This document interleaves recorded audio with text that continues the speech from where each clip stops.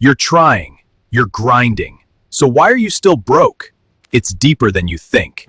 You work, you try, you stay busy, but your money still disappears fast. At some point, you start asking yourself, why am I still stuck like this? Most people think being broke only means they do not make enough money, but for a lot of people, that is not the full reason. It usually happens in small moments: food delivery, online shopping, random little spending, or buying something just because you feel tired or stressed. In the moment, it does not feel serious, but at the end of the week or month, you look back and wonder where all your money went. The truth is, staying broke is often not just an income problem, it is also a habit problem, especially when emotions control your spending. You tell yourself you will save next time. You say you will be more disciplined, but the same pattern keeps repeating in quiet, normal days. That is how people stay stuck for years, not because of one big mistake, but because of small choices they keep excusing every day. Things start changing when you pay attention for real. Write it down, track it honestly, and stop lying to yourself about where your money goes. Building money is not about trying to look successful. It is about learning control, making better choices, and being consistent even when nobody sees it. So if you are still broke, do not only ask how to make more. First ask what habits are quietly keeping you there.